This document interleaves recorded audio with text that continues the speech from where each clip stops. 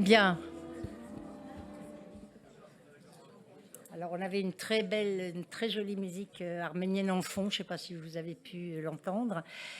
Ce soir, c'est une soirée de solidarité. C'est une soirée arménienne, comme on les appelle dans notre ciné-club. Soirée arménienne, américaine, australienne, etc. Et puis, évidemment, c'est devenu une soirée de solidarité pour l'Arménie, étant donné le drame que les Arméniens traversent. Mais pour l'instant, je n'en dis pas plus, je reviendrai bien sûr dans quelques minutes. Je veux simplement remercier d'abord Richard Touroud, un grand ami des entretiens européens et du cercle cinéphile Open World, puisque, comme vous le savez, il est directeur des affaires internationales à la FNTP, la Fédération nationale des travaux publics, et nous faisons nos séances maintenant tous les mois dans cette magnifique salle. Et je veux dire à Richard que les gens adorent ta salle.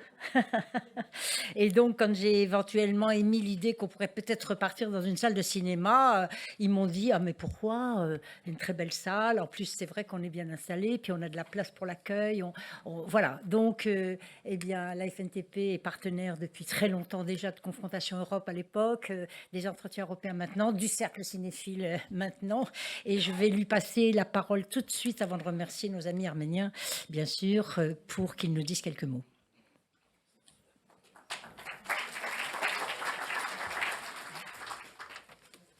Merci Claude. Alors, nous sommes ici au siège de la Fédération nationale des travaux publics, une fédération qui se targue d'une amitié de longue date et d'une estime particulière pour Claude Fischer et pour Philippe Herzog. Les entreprises françaises de travaux publics parcourent le vaste monde au point que rien de ce qui est humain ne leur est étranger, pourrait-on dire. Mais c'est particulièrement en leur qualité de françaises que nos entreprises sont sensibles à tout ce qui touche l'Arménie. En effet, le nom de ce pays résonne assez puissamment dans la conscience des Français parce que beaucoup d'entre eux se souviennent du nom de Missak Manouchian et de l'affiche rouge. Pour remonter plus loin, aux origines, chaque Français connaît l'histoire de l'Arche de Noé, et beaucoup savent qu'elle a atterri sur le mont Ararat, symbole national de l'Arménie, même si ce mont se trouve désormais hors de son territoire national, mais en Turquie. Un peu plus récemment, la France s'est longtemps prévalue d'être la fille aînée de l'Église, mais elle doit reconnaître à l'Arménie une sorte de primauté, car c'est l'Arménie qui a été le premier État à adopter le christianisme comme religion officielle. Et nous savons aussi que les Arméniens sont volontiers francophiles, car ils ont trouvé parmi les philosophes français du siècle des Lumières des sources d'inspiration dans leur lutte pour l'indépendance. Enfin, l'Arménie est depuis 1915 un symbole historique, celui des crimes du nationalisme. Il y a cette année 25 ans que la France a reconnu le génocide arménien, mais l'histoire ne s'arrête jamais. Et la phrase de Romain Gary est toujours actuelle. Le patriotisme, c'est l'amour des siens. Le nationalisme, c'est la haine des autres. La FNTP est heureuse de vous accueillir à la Maison des Travaux Publics et je vous souhaite une excellente soirée. Merci.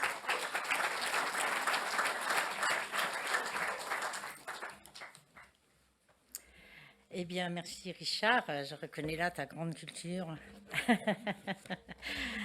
Nous nous entendons très bien avec Richard. On fait le monde bien souvent autour d'un déjeuner. Mais quand même, c'est important de faire un peu le point aussi entre nous. Voilà, donc comme je le disais, c'est une soirée de solidarité pour tous les Arméniens, sans exception, ceux de l'Artsakh, bien sûr, qui sont affamés, qui ont été affamés, chassés, persécutés, assassinés.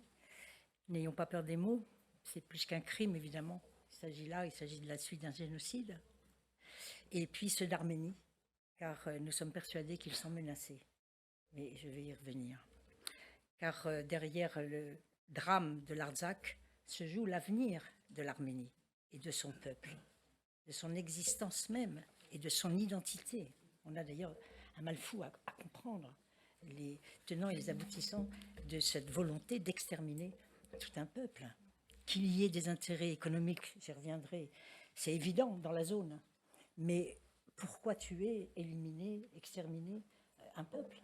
Mais tu nous en diras plus, Jacob, toi qui es théologien peut-être, parce que je voudrais, avant de continuer, vous présenter des gens qu'on va faire venir à la tribune, dont vous verrez le film. Jacob Melkonian, déjà. Tu peux te lever, Jacob, mais tu viendras là après avec moi, ou tu peux venir ici déjà. Donc, Jacob Melkonian, vous le connaissez bien maintenant dans le cercle cinéphile.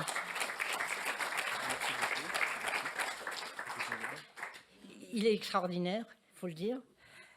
Il est direct, il a des gros yeux noirs et il a commencé à parler le français avec des gros mots.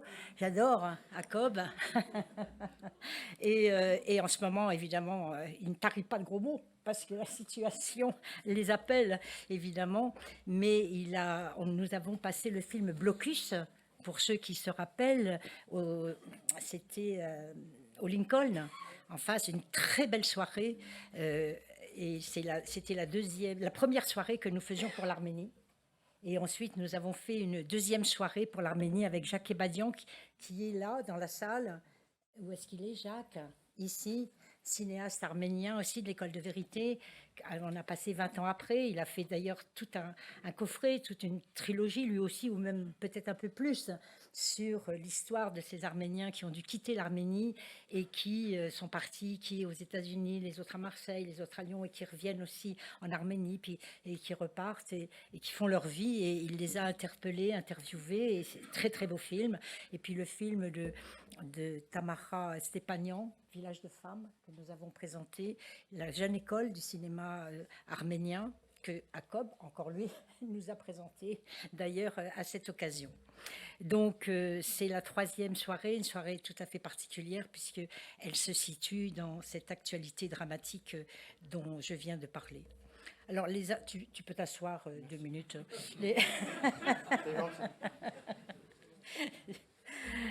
Donc, oui, les Arméniens de l'Artsakh ont dû céder, ont dû capituler après 33 ans de résistance. J'ai appris ça l'autre soir, il y avait une soirée de solidarité à l'Assemblée nationale du cercle de l'amitié France-Artsakh. Et 33 ans de résistance, de conflits et de guerre, une guerre d'ailleurs hybride, drôle de guerre on pourrait dire, sauf que depuis 2 ans, 3 ans maintenant même, la guerre s'est accélérée. Et aujourd'hui, on assiste à la capitulation de l'Artsakh, dont beaucoup trop se réjouissent. D'ailleurs, la Turquie bien sûr, mais même l'Ukraine, on est quand même un peu sidéré de l'attitude de Zelensky et de l'Ukraine qui félicite Aliyev aujourd'hui pour son exploit dans l'Artsakh et en Arménie. Mais aussi, on est sidéré devant le silence complice, si j'ose dire, de la communauté internationale et celui de l'Europe, et y compris celui de la Russie d'ailleurs, qui était censé défendre les Arméniens de l'Artsakh. Donc, et on assiste à une force criminelle, un rouleau compresseur criminel de l'Azerbaïdjan, soutenu par la Turquie, et contre l'Artsakh. Alors, j'avais mis des petites images. Moi, je n'ai pas l'habitude de manipuler ça. Voilà, berceau de la civilisation arménienne, l'Artsakh. Depuis 2000 ans, les Arméniens vivent dans cette région-là de l'Artsakh. Ils en avaient déjà cédé une petite partie il y a 3 ans. Et là, aujourd'hui, ce sera, pour l'instant en tout cas, l'ensemble du territoire. Et puis l'Artsakh, le berceau de la civilisation arménienne, comme je le disais, et l'Arménie, berceau de la civilisation chrétienne. Tu l'as rappelé, le premier monastère de la chrétienne, il est en Arménie, c'est Khor Virap. Alors, nous avions des magnifiques photos à Khor Virap avec Vilaine, je présenterai tous mes amis après, avec Arsène, qui est ici, avec Jacob, bien sûr, mais elles étaient trop gaies. J'ai pas osé les mettre, mais j'ai peut-être eu tort finalement, parce que les Arméniens, ce qui me frappe chez eux, c'est qu'ils portent leur croix, ils ont évidemment une histoire lourde, mais ils sont chaleureux, ils sont gais, ils ont envie de vivre. Alors, ça se voit sur les photos qu'on a faites là-bas. Et bon, j'ai peut-être eu tort de ne pas les mettre, mais ce sera pour la prochaine fois. Et puis on les mettra sur le site. Mais nous étions tous là, en haut de Khor Virap, Et puis, nous nous sommes même pris en photo avec tout un groupe de Vietnamiens et on a levé les bras et on nous a dit, voilà, nous sommes tous des Arméniens. Voilà, donc là, je voudrais quand même, si vous êtes d'accord avec moi, nous étions tous Charlie, nous étions des Burkinabés, nous étions Américains, aujourd'hui, nous sommes Arméniens. Alors, l'Arménie, je le disais tout à l'heure, elle est amputée avec la perte de l'Artsakh, mais elle est menacée par la volonté des Turcs de retrouver leur puissance. On parle de panturquisme aujourd'hui. Et l'Europe aujourd'hui qui a peur se protège. Hier, j'ai entendu, l'Artsakh était le poste avancé du donjon Arménie. Et l'Arménie, le poste avancé du donjon Europe. En fait, qu'est-ce qu'on craint aujourd'hui? Et vous croyez que c'est en se protégeant de l'Arménie que nous allons aider les Arméniens? Au contraire, plus on va se protéger, plus on va se surarmer pour se protéger, moins on va penser à ceux qui sont en train de payer cher de leur vie même, évidemment, leur existence. Non, et surtout pas, enfin c'est ma position, je vous la livre, vous n'êtes pas obligé de la partager, mais il ne faut surtout pas nous replier sous l'effet de la peur, ou pire nous surarmer pour nous défendre. Non, l'Arménie est menacée parce qu'il y a des enjeux existentiels, tu nous en parleras, je suis incapable d'en parler et de comprendre. Ça me fait penser aussi à l'histoire des Juifs, il y en a aussi dans cette salle. Et elle a toujours gêné, il fallait la supprimer. Déjà en 1915, on a exterminé 1,5 million de personnes, mais aujourd'hui, il y a aussi des enjeux stratégiques, géopolitiques et économiques dans la zone, bien sûr. Donc, on a un projet panturquiste en Asie centrale, les Turcs rêvent d'un vaste empire de 250 millions d'habitants. Je lisais un article d'une jeune Arménienne d'ailleurs. Ils rêvent de la fusion de la Turquie avec les pays musulmans du Caucase, devenir une superpuissance, ou la Grèce même, Chypre, la Nord-Syrie, le Kurdistan iranien, les Balkans sont dans la ligne de mire. Enfin, c'est inimaginable. On veut récupérer tous les territoires d'hier. Alors, je n'accuse absolument pas l'Iran, mais quand je pense que l'Iran pense que toute la zone, c'était la Perse à eux, y compris l'Azerbaïdjan, mais où va-t-on si on raisonne ainsi? Et évidemment, il y a une volonté aussi de construire, vous voyez cette carte, un corridor depuis l'Azerbaïdjan que vous avez là-haut. Ils viennent de récupérer le Haut-Karabakh on l'appelle plus comme ça, on l'appelle l'Artsakh. Et puis, ils veulent associer le Nakhchivan, ils veulent qu'il y ait peuplé d'Azéris. Il est autonome, il ne fait pas partie de l'Azerbaïdjan. Pour faire un corridor comme ça, pour passer les gazoducs, parce que vous savez que l'Azerbaïdjan, elle a du gaz, elle a du pétrole, elle achète aussi le gaz russe qu'on passe dans les corridors pour vendre à qui? À l'Europe. L'Europe qui sanctionne les Russes parce qu'il y a la guerre en Ukraine, et je ne soutiens absolument pas cette guerre, qu'on s'entende bien ici, on est pour une Europe de la paix, on a perdu nos rêves au passage, mais on sanctionne les Russes, mais on va acheter le gaz à l'Azerbaïdjan et Madame van der Leyen, sans aucune honte, évidemment, va discuter avec Aliyev, qu'elle trouve d'ailleurs un monsieur très, comment elle a dit, fréquentable et fiable, fréquentable aussi. Donc voilà, donc je pense que il faut réagir, il faut absolument se révolter et il faut le faire avec passion, évidemment. Hein. Donc, et il faut réveiller les consciences. On n'a pas beaucoup parlé de l'Azerbaïdjan, sauf maintenant, enfin de l'Artsakh, sauf maintenant que les gens sont obligés de fuir parce qu'il y a eu un peu d'aide humanitaire. Et puis il y a les camions, évidemment, les réfugiés des guerres, ils ne sont pas les seuls, ni les premiers, ils ne seront pas les derniers sans doute. Mais donc, il faut se passionner pour ce peuple oublié. Et c'est cette passion-là qui guidera notre action. Il faut mobiliser les sociétés. Les États sont incapables de le faire s'ils ne sont pas tirés ou poussés, comme vous voulez, par les sociétés, pour la vie, pour l'existence, pour la paix dans le Caucase. Un Caucase déchiré par les guerres, alors qu'ils étaient unis hier face au nazisme et pour sauver l'Europe. On va le voir dans ton film, Jacob, merveilleux film. Je ne vais pas vous en dire plus, on vous le présentera tout à l'heure. Et aujourd'hui, évidemment, ils sont déchirés, ils s'entretuent. Et nous devons, oui, dénoncer, sanctionner, pourquoi pas, punir les assassins, intervenir, agir, accueillir les Arméniens qui fuient. Jacob me faisait remarquer tout à l'heure dans le couloir, qu'est-ce qu'on peut faire, me disait-il. Et il y a les Arméniens n'ont pas beaucoup d'argent. Ils vont accueillir combien? 100 000 familles déjà? Enfin, 100 000 Arméniens. Ça ne fait pas 100 000 familles, 45 000 familles. Il faut les loger, il va falloir les aider, les nourrir, ils n'ont pas de sous. On fera certainement, pourquoi pas, un appel aux dons. Peut-être pas ce soir, on le fera de façon organisée avec d'autres associations pour essayer de mobiliser beaucoup d'argent pour donner aux familles qui vont accueillir les Arméniens chez eux, bien sûr. Est-ce qu'on peut les accueillir ici? Pour ceux qui veulent, pourquoi pas, bien sûr. Ils sont déjà venus en France. Il y a une grosse communauté à Marseille, à Lyon, à Paris et ailleurs. Pour ceux qui voudraient venir, pourquoi pas? Il faut que la France s'ouvre. Elle a plutôt tendance à refermer ses frontières en ce moment, et pas seulement pour les Arméniens. Je peux vous le dire, je travaille beaucoup sur les questions africaines. C'est une horreur absolue, une honte pour la France en ce moment. Donc, il ne suffit pas d'envoyer des camions, ça ne marchera pas. Et puis, bien sûr, il faut protéger et coopérer avec l'Arménie. Alors, l'idée grandit aujourd'hui d'une adhésion de l'Arménie à l'Europe, puisque c'est posé pour l'Ukraine, c'est posé pour la Géorgie, c'est posé pour d'autres pays, la Moldavie, les Balkans, bien sûr, qui ne sont toujours pas intégrés dans l'Union européenne. Et nous, on s'est beaucoup battus, je vois plein d'amis de confrontation ici dans la salle, pour la Bosnie-Herzégovine, ou même la Serbie, qui sont restés dehors, et aujourd'hui avec des drames infinis, avec un retour du djihadisme en Bosnie, en tout cas, Herzégovine, dramatique. Mais l'adhésion à l'UE, c'est long, c'est très très long, c'est très technocratique, ça prend 10, 15, 20 ans.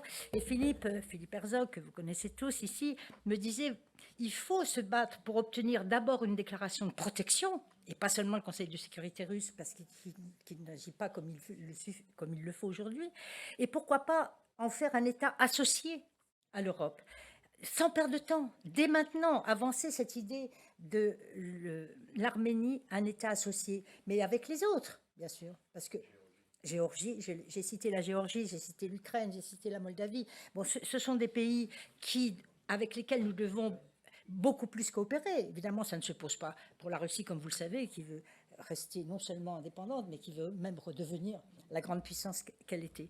Donc c'est une bataille qu'il va falloir mener. Et pourquoi pas la porter pendant la campagne des Européennes, puisque ici on fait de la politique, hein, vous le savez, ça ne surprendra personne. Nous entrons dans une campagne électorale, là, très bientôt, pour faire élire nos députés. Donc il faudra beaucoup de courage.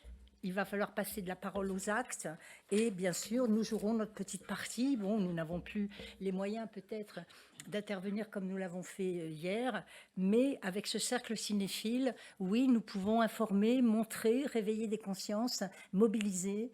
Ce sera notre participation, en tout cas. Nous avons des amis fidèles. Il n'y a plus les... ça, je vais en parler après. Ça aussi. Ça aussi. Non, et ça aussi, donc je reviens en arrière. Et donc, nous verrons ce que nous pouvons faire pour mobiliser. Alors, ce soir, nous allons avoir une très belle soirée, très émouvante, puisque j'aurais voulu interpeller peut-être parmi vous des gens qui auraient envie de dire un petit mot, des Arméniens qui reviennent de là-bas ou qui ont envie de dire un petit mot. Jacques, je ne sais pas si tu as envie de dire un petit mot. Et puis, nous aurons bien sûr le témoignage essentiel de Jacob Melkonian, qui va nous présenter aussi son film avec toute l'équipe que j'appellerai, qui est ici présente. Et puis ensuite, nous aurons un concert avec un grand maître de doudouk, Arsène Petrosian. Excusez du peu, mais il jouait Rachmaninov à 24 ans à Moscou, il a joué à New York, il revient de Varsovie, il était à Rome, et il est venu à Paris exprès pour nous. Donc, Arsène, je t'embrasse de tout mon cœur. Et il n'est pas venu tout seul, il est venu avec Astrid. Astrid, alors c'est pas une harpe, ils nous en diront plus tout à l'heure, c'est un autre instrument, il faut s'accompagner. Et puis nous terminerons en beauté avec notre belle Ngame Berchi. Ngame, si tu peux te lever, elle est iranienne. Elle a une voix de contralto magnifique, j'allais dire contre-ténor. Mais parce qu'on a tellement l'habitude de chanter avec les ténors, hein, n'est-ce pas? Donc, et elle a voulu chanter pour les Arméniens. Donc, depuis quelques semaines, là, elle me harcèle pour savoir si elle pourra être accompagnée par le doudouk de Arsène. Eh bien, oui, elle sera accompagnée par le doudouk de Arsène tout à l'heure. Et donc, je la remercie d'être là. Alors maintenant, Jacob, Jacques, tu voulais dire un petit mot? Et puis après, je présente l'équipe. Moi, j'aimerais proposer qu'on se lève et qu'on fasse une minute de silence pour nos amis arméniens. Eh bien voilà.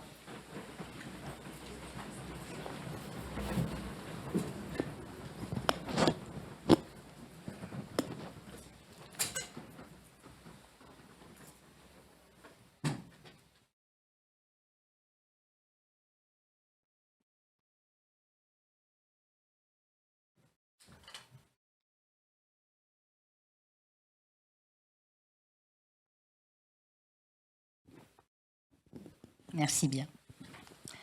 Donc, passons à la soirée pour laquelle nous sommes réunis, à la raison pour laquelle nous sommes réunis. Nous étions frères. Alors, je ne sais pas si vous dites le titre, il n'y a rien à rajouter presque, hein, juste à voir après. Magnifique titre. Tu as eu un coup de génie là, dans ton titre. C'est vraiment magnifique. Donc, comme vous l'avez vu dans le flyer que je vous ai diffusé, un va-et-vient entre hier et aujourd'hui, des témoignages dans le film. Jacob ne prend pas parti dans le film, bien sûr. Il interroge Russes, Ukrainiens, Géorgiens, Arméniens sur qu'est-ce qui les a amenés aujourd'hui au conflit, eux hier qui étaient unis dans la guerre, à partir des témoignages de son grand-père qu'il a reçu comme par miracle, 80 ans après sa mort. Il ne savait pas quand est-ce qu'il était mort, ni à quelle occasion, ni où il était enterré. Et puis, il a reçu les notes du grand-père d'un petit ville de Crène, je crois, du cimetière. Enfin, et ému, bien sûr, il en a fait un film, vous allez voir, c'est très original. Mais Jacob, il est plus qu'un cinéaste, il est aussi un homme qui vit avec sa patrie et pas sa nation, n'est-ce pas? J'ai bien entendu Peggy et je partage complètement. Donc, je voudrais inviter l'équipe du film avec nous déjà pour vous les présenter et donner ensuite la parole aux uns et aux autres, et puis à Jacob, bien sûr, qui va nous en dire plus et qu'on va mettre sur le grill, puisque nous allons l'interroger. Donc, Laurence, elle est productrice du film. Viens, Laurence.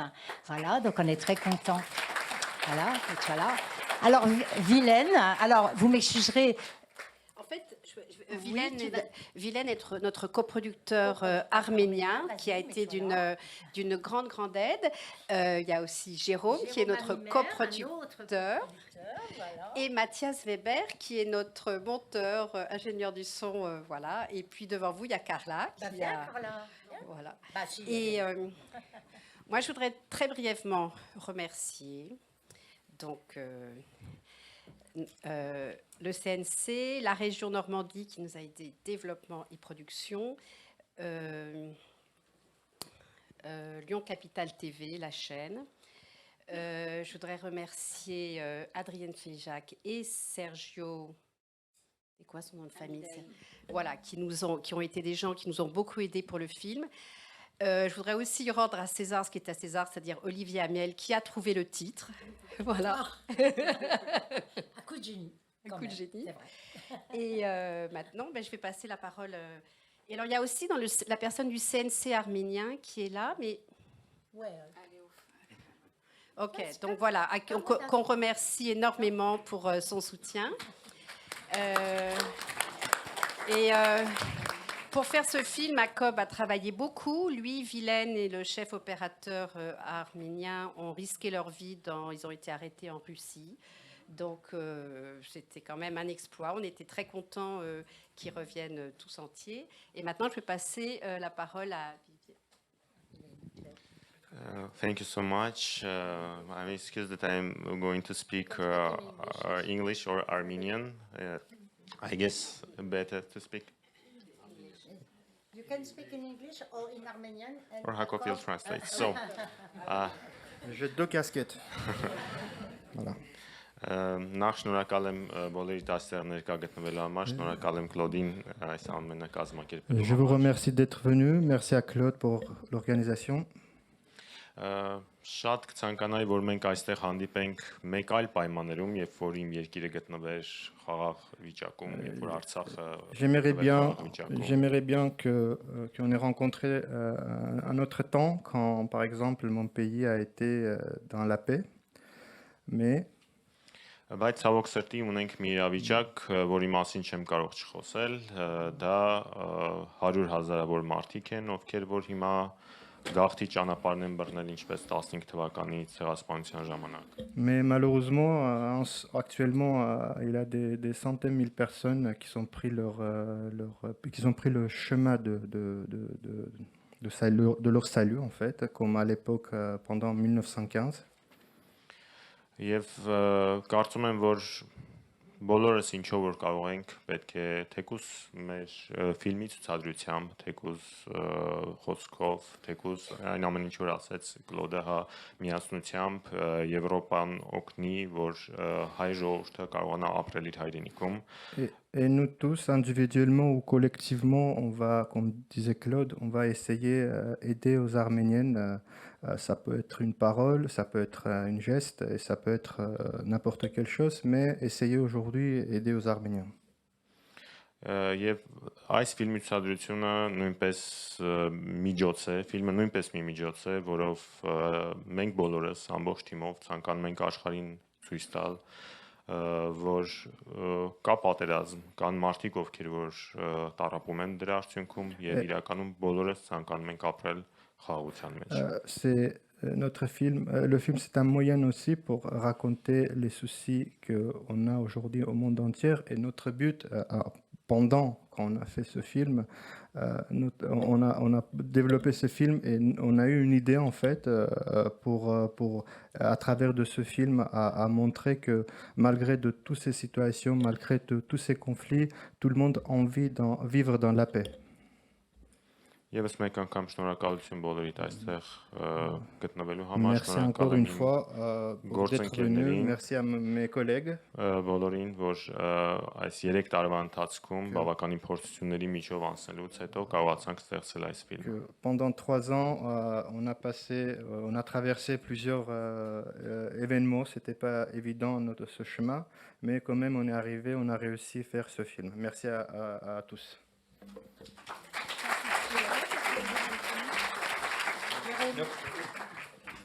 Je vais traduire en arménien maintenant, non. Bon, bonsoir et merci d'être là déjà. Moi, je remercie tout le monde, tous les gens qui ont participé au film, les financeurs, etc., particulièrement ma région, la région Nouvelle-Aquitaine. Je voulais dire aussi, évidemment, cette projection, on est tous émus par ce qui se passe, même plus que ça. Mais faire les films, c'est une manière de résister aussi à notre niveau, avec les moyens qu'on a, et qui sont de s'exprimer librement dans un pays qui le permet. On espère aussi que le film aura un écho là-bas.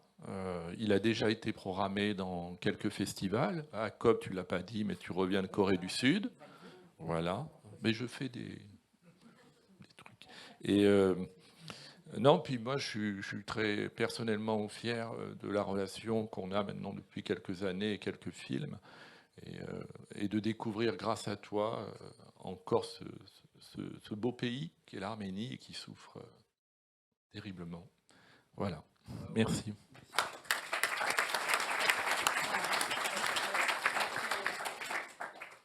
Je voulais aussi dire que c'était très émouvant parce qu'en fait, quelquefois, Vilaine ne répondait pas au téléphone et c'était parce qu'il était sur le front. Parce qu'en fait, maintenant, tous les jeunes Arméniens sont appelés à combattre. Et donc, pendant quelques semaines, et il nous a raconté, donc pendant 40 jours, il était sur le front. Puis après, il était un peu derrière. Il y avait un roulement. Donc, pour moi, c'était la première fois que j'avais un coproducteur qui était en train de se battre, donc c'était assez émouvant. Et puis pour ceux qui veulent faire un don pour l'Arménie, je pense qu'on va trouver des idées voilà, avec Claude. Merci beaucoup. Voilà.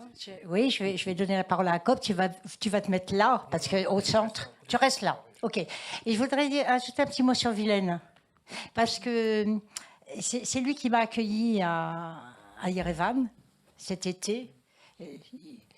Tu comprends le français, tu as appris depuis.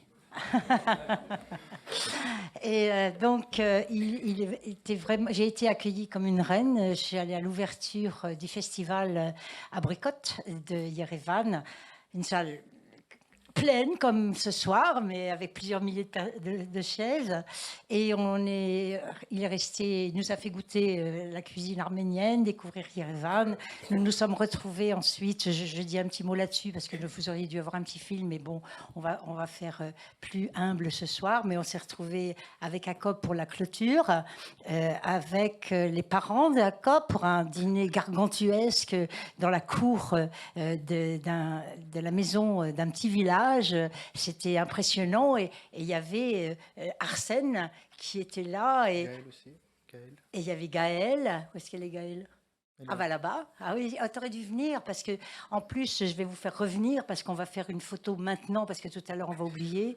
Donc Gaëlle, tu vas venir. Arsène aussi, tu vas venir.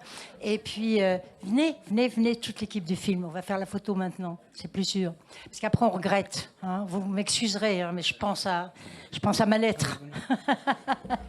Il vaut mieux penser. Et donc voilà. Donc c'était vraiment un séjour fantastique. Moi je ne connaissais pas l'Arménie. Et vous remarquerez que pour vous et pour eux quand même, voilà, ça vient du marché de Yerevan, hein, c'est arménien, c'est beau, voilà. Quoi, Philippe? Philippe, il n'est pas allé en Arménie, lui, il veut être sur la photo, c'est ça?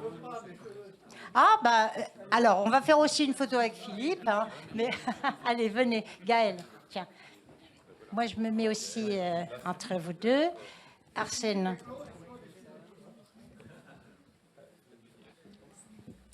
Voilà, c'est bien comme ça.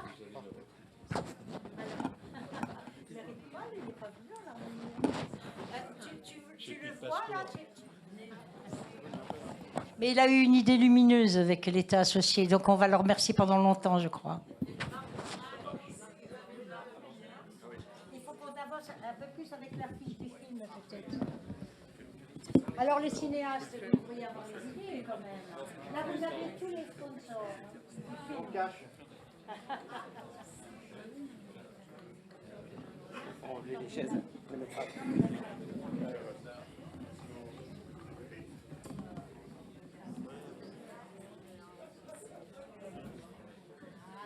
Là, oui, on va faire un petit cercle, non? On a l'air un peu au t-shirt. S'il peut nous prendre tous.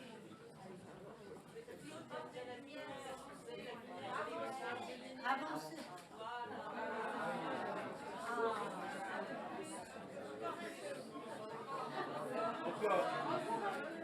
Voilà, c'est bon.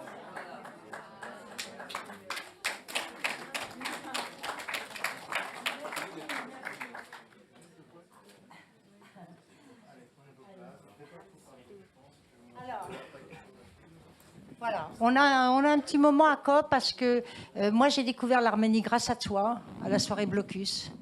Tu nous as expliqué un peu ton pays, c'était lumineux. Donc tu as des choses à nous dire, je suis sûre, sur la situation actuelle, sur son histoire, sur le premier monastère chrétien là-bas. Qu'est-ce qui s'est passé? Tu te rappelles qu'il y a eu un chrétien qui était enterré pendant 13 ans, je crois, et qui a sauvé le roi arménien. Donc tu vas nous dire un petit peu quelque chose là-dessus. Et puis tu vas nous présenter la genèse de ton film, puisque c'est le 3e d'une trilogie. J'ai lu dans un article que tu avais dit ça ferme une trilogie, mais moi je te propose une quadrilogie, parce que voilà, il manque le film sur la paix, et ce sera pour le prochain. Alors, dis-nous, c'est sûr, dis-nous un petit mot. Bonsoir, je vais peut-être essayer parler pas beaucoup, parce que déjà tout le monde a dit quelque chose et c'était plutôt bien en fait les discours que j'ai bien entendus. D'abord, merci beaucoup, merci à vous tous pour d'être venus. C'est un grand plaisir pour votre présence par rapport à cette soirée arménienne. Aujourd'hui, évidemment, il y a quelques jours, quelques mois plutôt, quand Claude a nous proposé organiser une soirée arménienne, faire l'avant-première du film, j'étais très joyeuse avec mes producteurs, mes amis, pour que comme quoi on va faire une excellente soirée, on va projeter du film. Mais depuis quelques jours, je vais être très honnête avec vous, je suis très triste et je suis pas très heureuse en fait, et je suis là avec une tête complètement ailleurs, complètement chez moi, avec mes parents, mes amis, avec tout le monde. Et je suis un peu absent ce soir. Je vais être très honnête avec vous parce que j'ai peur, j'ai la crainte, j'ai inquiétude.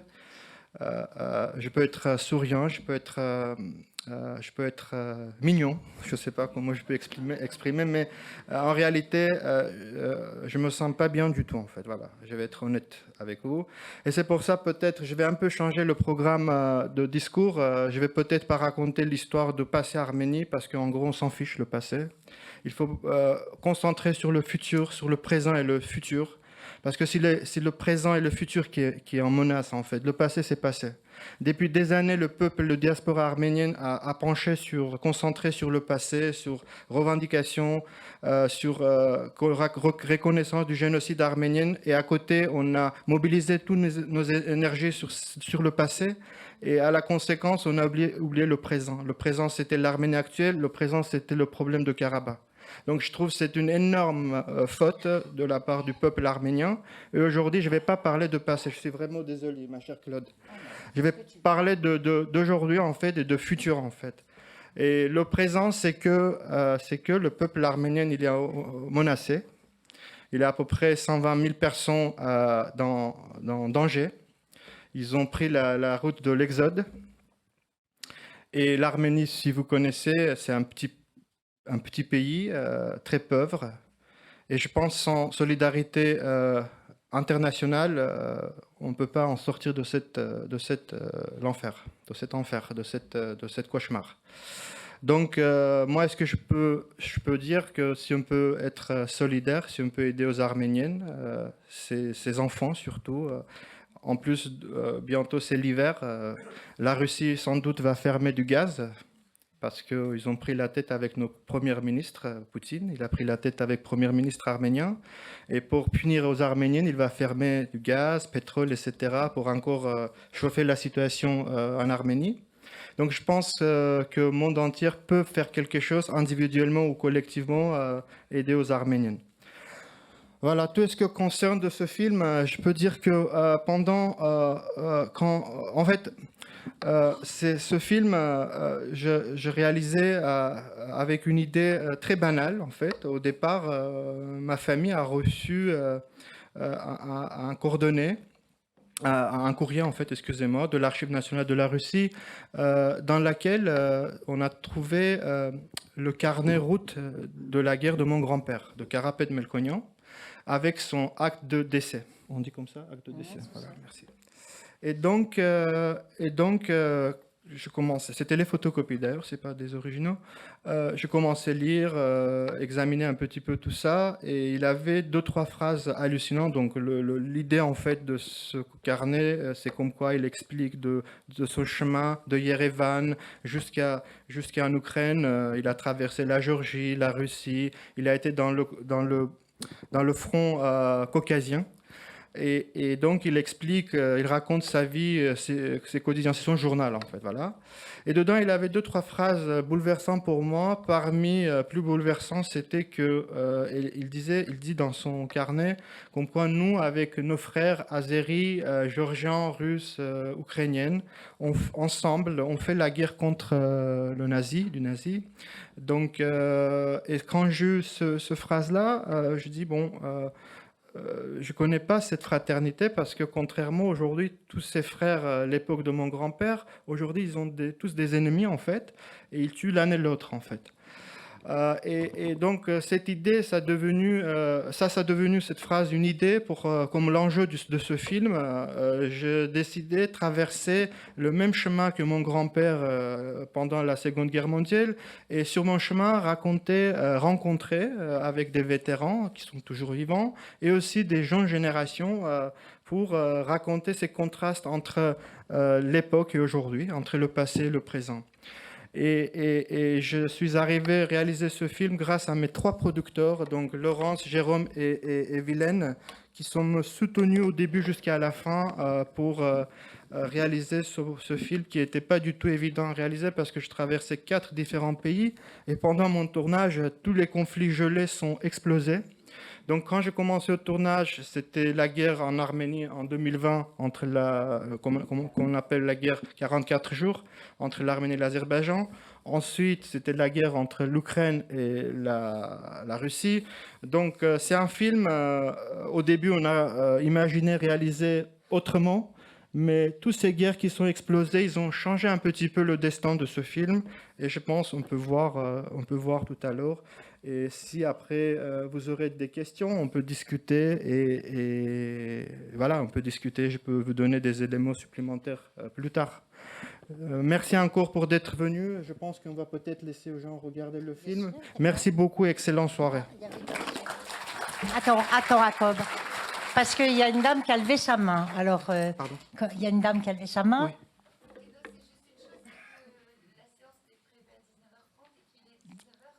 C'est prévu à Ah, 19h. d'accord, pardon, Non. On a renvoyé une notification à tous les gens qui étaient inscrits pour leur dire le film sera projeté à 19h.